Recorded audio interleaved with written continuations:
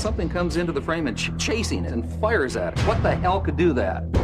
This time on Unexplained Mysteries, Undercover UFOs, we'll investigate important clues that prove the government is engaged in a massive UFO cover-up.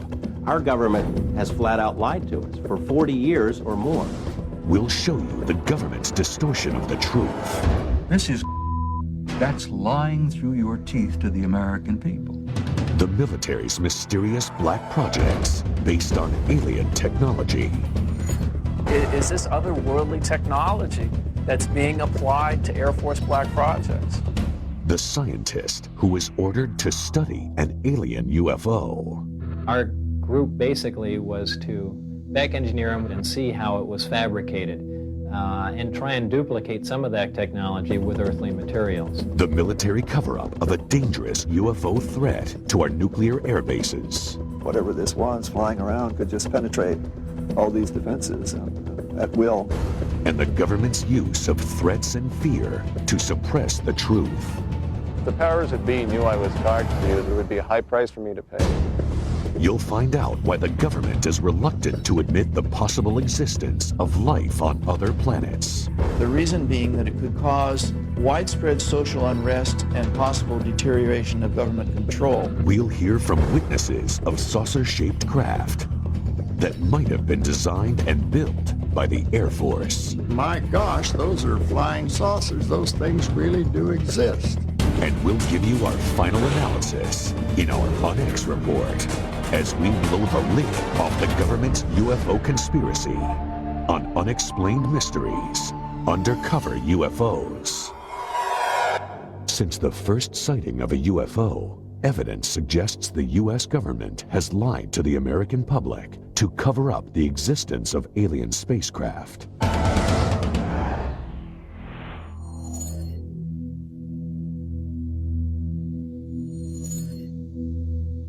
Our government has flat out lied to us for 40 years or more. They've threatened people and intimidated people. They've spied on UFO groups, infiltrated UFO groups, spied on researchers, compiled dossiers. Their response is bordered on paranoia. The CIA says that it does not collect information on UFOs, and it hasn't since the 50s. There are reams of documents squeezed out of the CIA that indicate that they have on staff CIA UFO experts, agency personnel monitoring the situation on an ongoing basis. They lie. The Air Force studied UFOs closely. A squadron of pilots had a unique mission: find and photograph UFOs. Pilot Guy Kirkwood witnessed an amazing scene: 16 unidentified objects 2 miles away. They broke rank and just started moving all over. They were below us, they were above us, they were out in front of us, and accelerating, literally at lightning speed. And a dot in the distance, maybe several miles away from you at that point, maybe a pencil point, all of a sudden closing on you at the rate of several thousand miles an hour, and a 36-foot object, which is basically almost the same size as our aircraft, with a 36-foot wingspan. But all of a sudden this thing is just closing on you faster than you're able to think. The Air Force suddenly terminated the UFO search squadrons. Years later, Kirkwood started talking about what he saw, and 2 government agents accosted him. And they said, well, the government doesn't like the information being released, and to continue could be detrimental to your health. UFO experts maintain that the U.S. government conducts research at a top-secret base in Nevada, known as Area 51. An aerospace engineer who worked there could not believe what he saw. Got out of the bus, I was told to walk directly through the hangar, and immediately, even before entering the hangar, you can see the edge of a disc. This is your classic flying saucer, 2 inverted pie plates, if you wish, with a segmented larger area dome on top. Within minutes of that, I finally realized that this had nothing to do with something the government was producing. And that was quite shocking because everything inside was small. This is a full-size craft, 30, 35 feet in diameter, maybe 40. But you're looking at seats that are, 18 inches off the ground, obviously made for something smaller, and certainly wasn't made for children to play in. The U.S. government denies working on alien spacecraft. They also deny that Robert Lazar ever worked for them. Records of Lazar's employment have vanished. But two important items of information offer solid proof. A W-2 form stating that he worked for naval intelligence, and a listing of his name in a government lab phone book. After Lazar came forward, he was threatened by government agents. Many others suffered the same fate. One after another had visits from government personnel who basically intimidated or told them to back off, followed them around. I've been covering organized crime in Las Vegas for 10 years, dealing with mob hitmen and mob informants, people who have been in the witness protection program. The fear that is generated by this UFO subject for people who really know about it far outweighs the kind of fear that the mob inspires. I mean, people are more afraid of our government than they are of organized crime. Despite the risk, Lazar maintains his conviction. I am exactly sure of what I saw. I know what mainstream science is like. I know where physics stands. I know all of that. And this is an extraterrestrial craft. This technology is hundreds and hundreds of years in advance of us, and that's the end of that story. The U.S. government has a history of withholding secrets from the public. LSD experiments on human subjects, radiation tests over cities, the Stealth Fighter Project, and the U-2 spy plane. The government has a name for their policy of systematic lying to the public. It's called disinformation. Our government does it all the time. There are even printed guidelines for how cover stories, disinformation, are supposed to work. While serving at NATO headquarters, Bob Dean saw super secret documents dealing with UFO sightings called the Assessment. I have to be honest with you and tell you that that information literally changed my life, because I knew for the first time that this subject was not fantasy, it wasn't myth, wasn't legend, it was real, it was true. One of the reasons I'm violating my national security oath is that I believe that the American people are losing their Constitution because of the secrecy and the cover-up. Officially, the government investigated UFOs under the name Project Blue Book.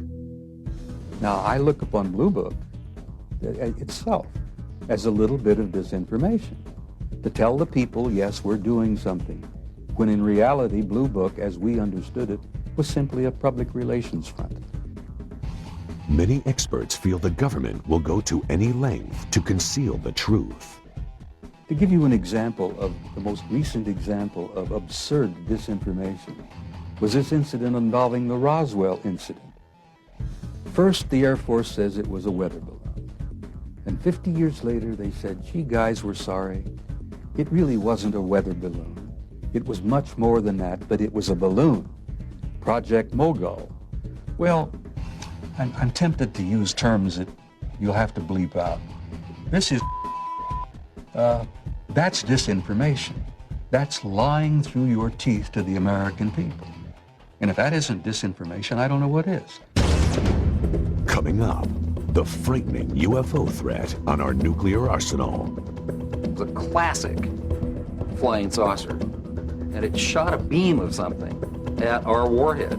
Find out about the military's top secret black projects. Area 51 is the most tightly secured installation in this country. I saw the object exhibit entirely unconventional flight characteristics. The government's search for extraterrestrial intelligence, which was abruptly terminated. The government would never make that leap of faith that the public would be able to handle the fact that we are receiving intelligence signals from somewhere else. Eyewitnesses who saw UFOs parked on an airbase. Hey, my interest perked up instantly when I began to see literally hundreds of photographs of all types of quote-unquote flying saucers. And the government conspiracy to crush the truth about UFOs. I don't think the military has any credibility with the public in terms of its denials of this program or that program. And we'll give you our ultimate account with our UNEX report. Stay tuned for more on Unexplained Mysteries.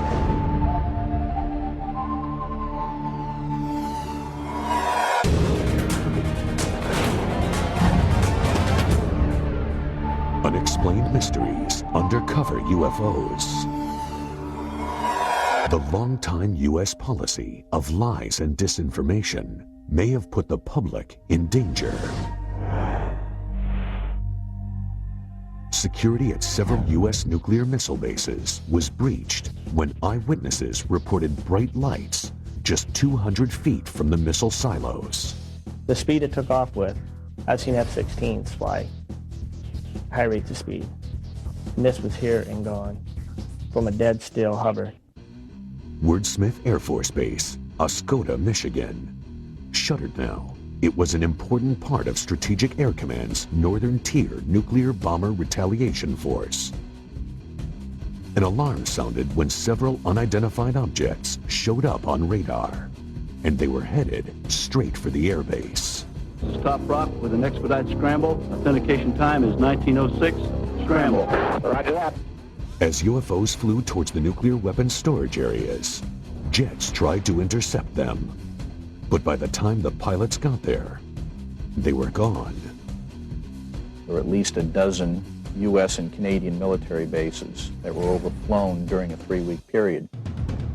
Air Force personnel reported numerous sightings and radar contact of the UFOs in official documents. All of the incidents took place near nuclear weapons facilities.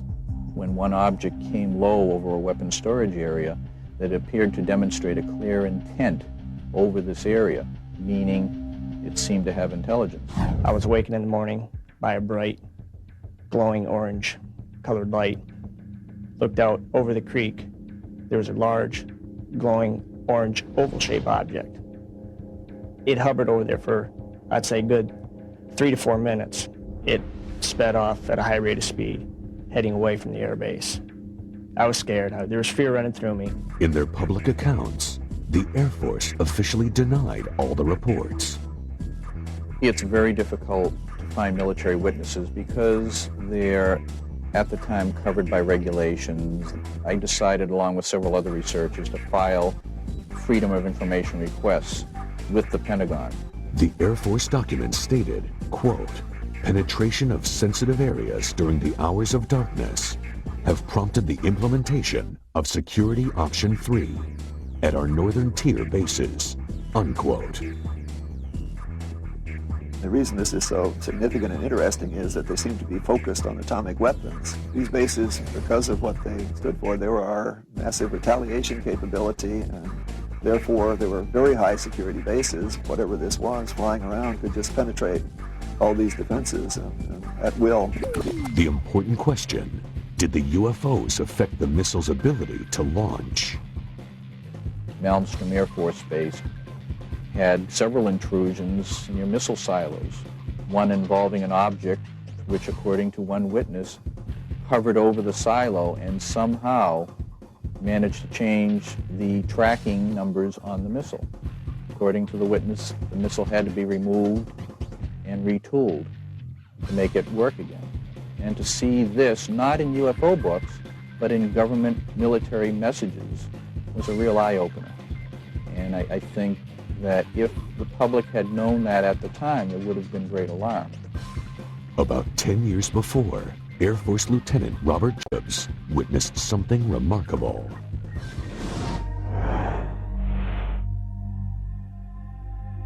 Hair's going up on the back of my neck right now thinking about it, just remembering that day.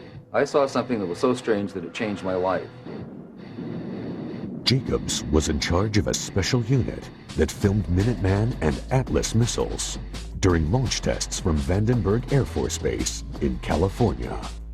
So my job was to provide photographic documentation from 30 or 40 different camera positions for each launch. We walked onto the missile and we saw all 3 stages of powered flight. The camera followed the missile through its successful flight. Now what we didn't know is what else we had got besides the missile. Soon after, Project Director Lorenz Matzman called Jacobs into his office. There were two guys in gray suits in there, civilian clothes. They were not in the Air Force. They were from somewhere else. They never identified themselves. They could have been CIA, OSI, OSS. All four of the men watched the film of the missile flight. The nose cone spread out. The warhead was quite plainly visible. Something flew into the frame. What I saw was a circular object. It was a classic flying saucer. And it shot a beam of something at our warhead. You have to imagine this thing is flying along at several thousand miles an hour. This stuff is flying along, and something comes into the frame and chasing it. And comes in like this and fires at it, and goes around like this and fires at it, and goes around like this and fires at it, and fires at it like this, and then goes back out that way. What the hell could do that? Suddenly, Jacobs was in the hot seat. And he said, "What was that?" And I said, "It looks to me like we got a UFO." And he said, "You are never to say that again. As far as you're concerned, Lieutenant Jacobs, this never happened." And I was sworn to silence, reminded of the severity of a security breach, and told to leave the room. After keeping silent for many years, Jacobs went public. The Air Force responded with complete denial. The Air Force denied that I was ever there. Despite the existence of the film, the Air Force denied that Jacobs was in charge of the Special Photo Unit. They even denied he was in the Air Force at the time. They denied everything. Records reveal that Jacobs was in the Air Force, that he was in charge of the photo unit, and that he was filming that day. Major Matzman, his commanding officer who screened the film with him, wrote a letter confirming Jacobs' account of the UFO. The Air Force is probably not going to like this film, but there's nothing they can do about it. It exists, it documents the telescope, the people who were there, including me. And if there are any ramifications about it, I guess I just don't care anymore. Next on Unexplained Mysteries, is there a connection between top-secret black projects and UFO sightings? Certainly some of these things are going to look very strange. They're very unlike aircraft with which people are familiar. Is the military using alien technology in its black projects? I think the technology at Area 51 originally came from somewhere else. And what happens to people who want to get close to Area 51? I think that could be the biggest and perhaps the last mistake they are going to make in their life. We'll show you why NASA terminated its own probe that was getting information to life on Mars. They said that NASA or the government might want to consider keeping the information from the public. And the government abruptly stopped its search for extraterrestrial life. For certain people, that's not something that they want to either believe in or allow anybody to know that they believe in. We'll expose what the government does to military officers who report UFOs. I got letters from high-ranking officers that they had no record of such an aircraft ever existing. And we'll sum up the UFO conspiracy in our UNEX report. There's much more to come on Unexplained Mysteries. Undercover UFOs. Black projects. That's the name for secret military development efforts. Certainly some of these things are going to look very strange. They're very unlike aircraft with which people are familiar. There seems to be a connection between black projects and UFO sightings. Well, certainly the history of the flying saucer phenomena suggests that in the past, classified programs resulted in a lot of reports of flying saucers. And if you see all of the instances where conventional aircraft have been misinterpreted as flying saucers, it's quite easy to understand how unconventional aircraft could receive a similar misinterpretation. In the Nevada desert, we have things out there that are literally out of this world. Groom Lake, Nevada, also known as Area 51, where experts believe the military is working on top-secret projects. They have a hangar near the south end of the ramp that appears to have doors that are almost 200 feet tall, 400 feet wide. You can put anything in there.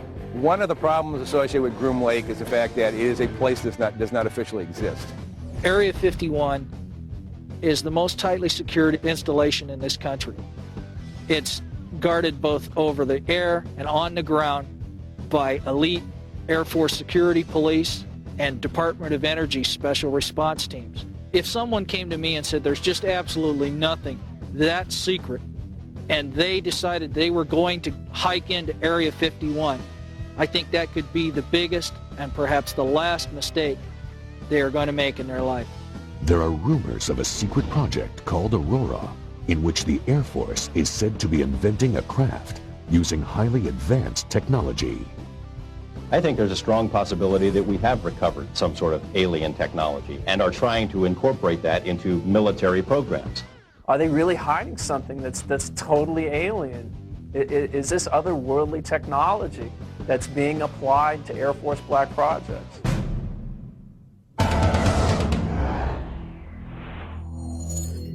Sonic booms have been reported in Los Angeles, evidence of high-speed, unidentified craft. They've been traced back to Groom Lake, Nevada. We really can't tell what's moving. The only thing we see is a sonic boom, and that's telling us that something is moving faster than the speed of sound. So actually, we can't even tell it's an airplane. The military maintains its position of denial. Every time that there's a story about Aurora or the TR-3A Black Manta in the Popular Science or the New York Times or something else, Congress calls the Pentagon on the carpet and says, what's the deal? They want to know if these planes exist. And every time they've asked about those planes, they've been told there is no such thing. The military's established a pattern of denial concerning these highly capricious wild aircraft beginning in the late 50s and continuing to this day. Two UFO experts investigated Area 51 up close. They saw several red-orange objects in the sky. They started at great height, seemed to descend, and then flared out. It was startling. Then a series of silver pewter flashes went directly across the horizon at terrific speed. One of these silver flashes went directly up into the air. The bottom one seemed nearly to hug the ground. When they tried to leave the base, they were stopped by security. Boom. Headlights come on. There was an M16 pointed at us. And here we were faced with a life and death situation. But we also knew that we had crossed the line back into public domain, and therefore we were safe. 3 months later, Mark Farmer saw the same red-orange flying objects. I saw the object exhibit entirely unconventional flight characteristics. At times it would wobble around in the sky and appear very unstable. At other times it would be in a rock-hard hover. It was an oblated sphere, multicolored, crimson on bottom, blue-green on top, much brighter than anything else in the sky. Robert Lazar, the aerospace engineer who worked at Area 51, is convinced that these objects were experimental Air Force craft developed from alien technology. He claims there are at least 9 flying saucers stored there. I was part of a back engineering group, and our job was basically to look at these recovered discs, and I say recovered because I don't know really where they came from. Whether they were given to us, we found them, shot them down, who knows what. But our group basically was to back engineer them, which means to start with a finished product and go backward and see how it was fabricated, and try and duplicate some of that technology with earthly materials. To me, Bob Lazar is credible.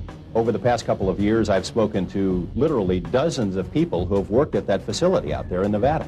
I think the technology at Area 51 originally came from somewhere else. The military disavows any knowledge of the alien technology program.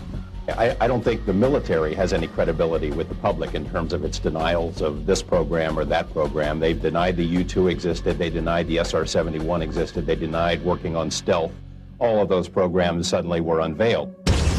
Coming up on Unexplained Mysteries, the destruction of one of NASA's most valuable space probes. Was it intentional?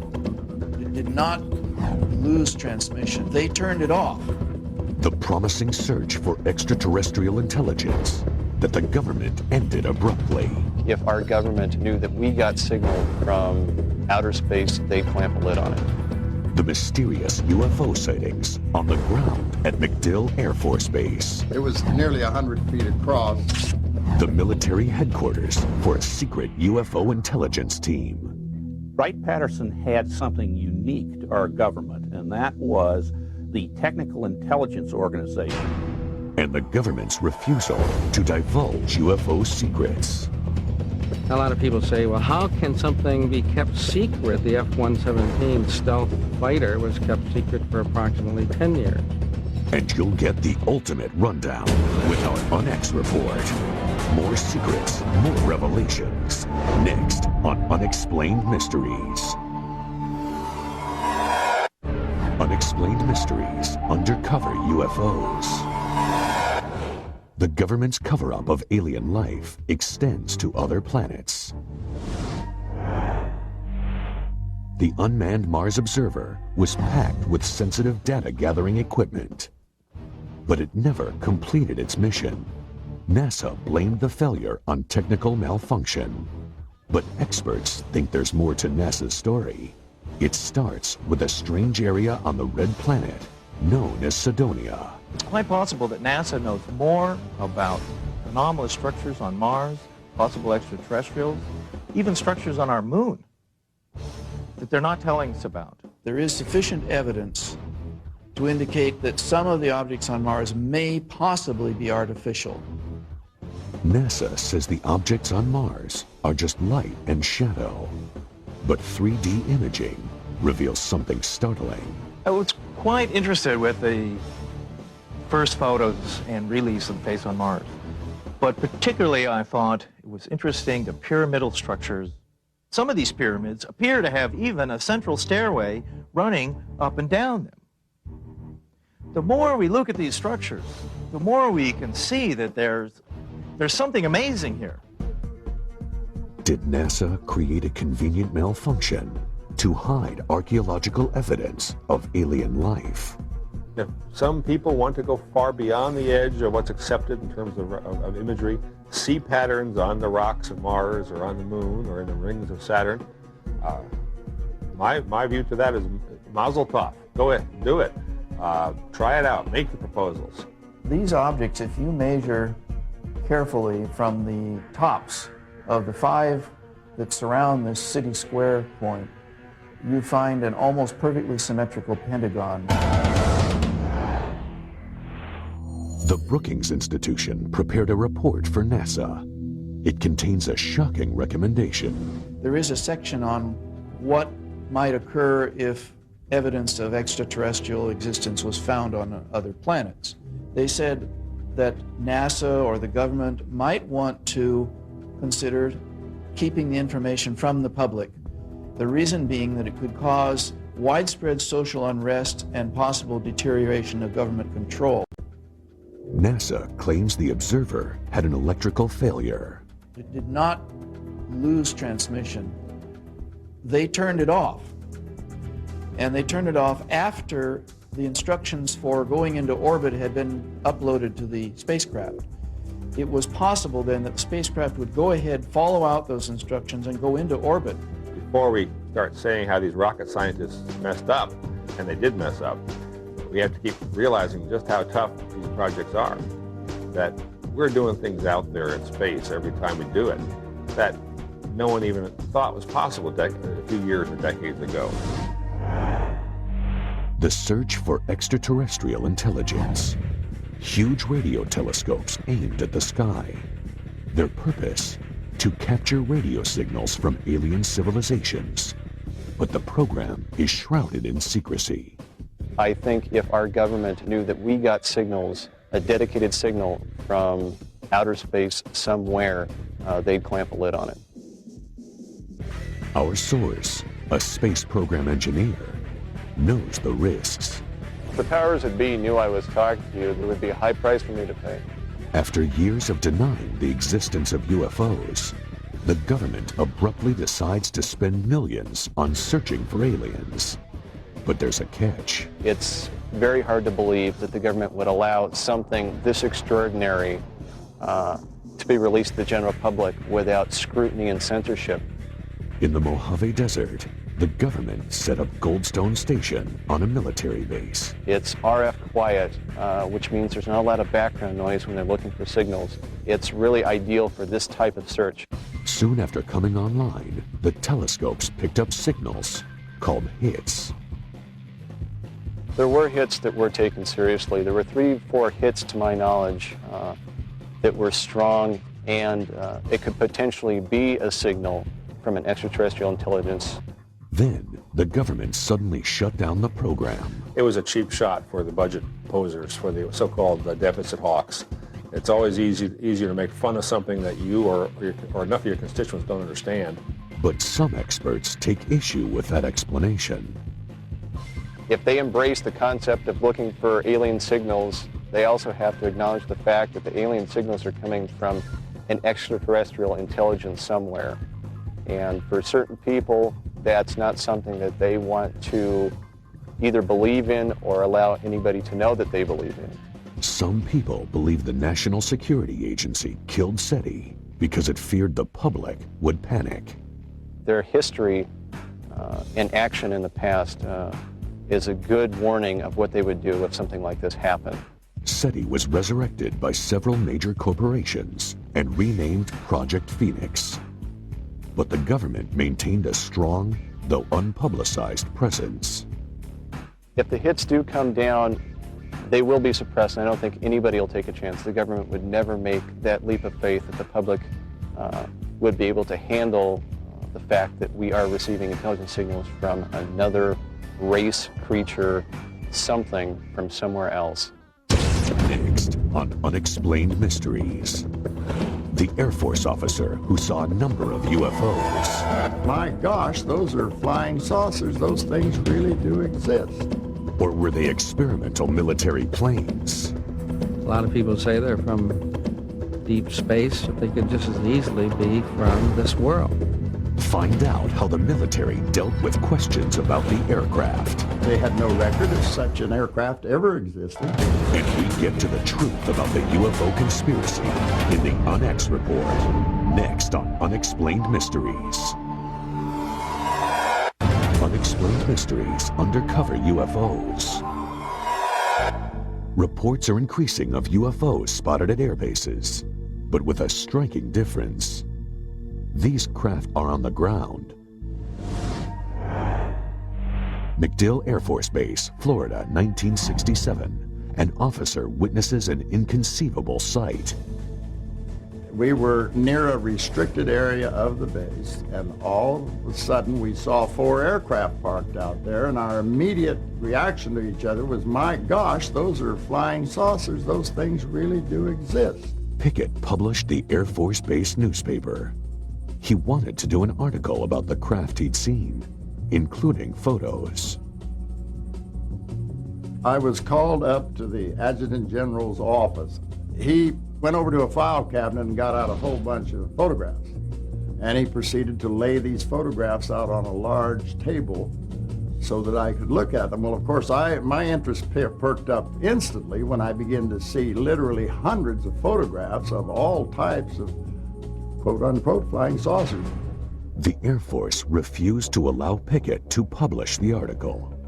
That night, eyewitnesses in Miami reported a large number of UFO sightings. At the airbase the next day, the flying saucers were gone. The images have haunted Pickett for years. Desperate for some kind of explanation, he recently contacted former Air Force intelligence officer George Filer. A lot of people say, well, how can something be kept secret for 50 years? Well, I point out that the F-117 stealth fighter was kept secret for approximately 10 years. And most of us didn't know that it existed until the government released the information. I pointedly asked him, not only are these where the flying saucers stories came from, is this what they were? And he said, yes. Well, I was awestruck. I couldn't really believe I was seeing what I was seeing. Some of those photographs had many, many aircraft in them, and they were all easily identifiable, as Air Force photographs are, And I asked him, well, how high and how fast could these things go? You hear all these stories. And he said, well, this particular aircraft could go fast enough and high enough to actually achieve space flight. And I had no idea when he was telling me this story that it wouldn't be too long before they were declared non-existent. To this day, Pickett is determined to prove what he saw was real. This is an illustration of one of the largest ones parked down. In fact, it was the largest. It was nearly 100 feet across. But when Pickett tried recently to get the photographs and documentation of the craft, the Air Force said no. When I initially wrote, I began to get answers back. They didn't have the faintest idea what I was talking about. I got letters from high-ranking officers that they had no record of such an aircraft ever existing. So I knew that it was top secret again. Many UFO experts believe the technology for the saucer-shaped aircraft came from an alien spaceship that crashed near Roswell, New Mexico in 1947. At that time, if the military had recovered a downed UFO, they would have transported it to Wright-Patterson Air Base in Ohio. Wright-Patterson had something unique to our government, and that was the Technical Intelligence Organization, so-called T2, or what became the Foreign Technology Division. This is the sort of division that would have been appropriate to use for the investigation of UFO research. 3 former Wright-Patterson employees filed aircraft patent requests. The designs looked suspiciously like flying saucers. Some people think their inspiration was the extraterrestrial craft that crashed near Roswell. So there's something out there that people are seeing. And the question, of course, is who do they belong to? A lot of people say they're from deep space, you know, but they could just as easily be from this world. Next, the UNEX report. The answers you want to hear about UFOs. Are they alien spacecraft, military aircraft, or advanced Air Force vehicles based on harvested alien technology? You'll hear the final word on the possible UFO threat and military cover-up. And we'll take one last look at the military's intimidation of innocent UFO eyewitnesses. We'll wrap it all up for you with our UNEX report when Unexplained Mysteries returns.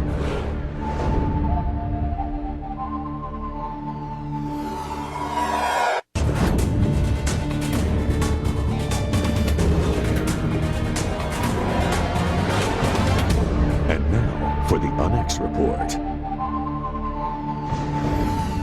Experts believe the U.S. government is conducting a massive conspiracy to keep evidence about UFOs and aliens from the public. The military has established a pattern of denial concerning these highly capricious wild aircraft beginning in the late 50s and continuing to this day. Thousands of witnesses have reported seeing unknown flying craft with similar details. A 36-foot object, which is basically almost the same size as our aircraft, a 36-foot wingspan. This is a full-size craft, 35 feet in diameter. This is your classic flying saucer. And something comes into the frame and chasing it. And comes in like this and fires at it. And goes around like this and fires at it. And goes around like this and fires at it. And fires at it like this and then goes back out that way. What the hell could do that? The government UFO conspiracy begins with denial. And he said, "What was that?" And I said, "It looks to me like we got a UFO." And he said, "You are never to say that again. As far as you're concerned, Lieutenant Jacobs, this never happened." The government even has a word for its systematic pattern of lies: disinformation. Our government does it all the time. There are even printed guidelines for how cover stories, disinformation, are supposed to work. This is, that's disinformation. That's lying through your teeth to the American people. The conspiracy uses threats and intimidation, even targeting military personnel. If the powers that be knew I was talking to you, there would be a high price for me to pay. They've threatened people and intimidated people. They've spied on UFO groups, infiltrated UFO groups, spied on researchers, compiled dossiers. Their responses bordered on paranoia. And they said, well, if the government doesn't like the information being released, and to continue could be detrimental to your health. The military cover-up conceals UFO breaches of national security. That when one object came low over a weapons storage area, that appeared to demonstrate a clear intent over this area, meaning it seemed to have intelligence. The conspiracy withholds reports of radio signals from outer space that confirm the existence of alien life. It's very hard to believe that the government would allow something this extraordinary to be released to the general public without scrutiny and censorship. And the government denies the reverse engineering of their infamous black projects. I think there's a strong possibility that we have recovered some sort of alien technology and are trying to incorporate that into military programs. I got letters from high-ranking officers that they had no record of such an aircraft ever existing. Secrets can be kept. Secrets are kept. And every time they've asked about those planes, they've been told there is no such thing. Why does our government hide information on extraterrestrial life from us? The reason being that it could cause widespread social unrest and possible deterioration of government control. How do you prove a government cover-up when their tools are denial and disinformation? Only facts made public will verify the conspiracy. Until then, it will remain an unexplained mystery. Our government has flat out lied to us for 40 years or more.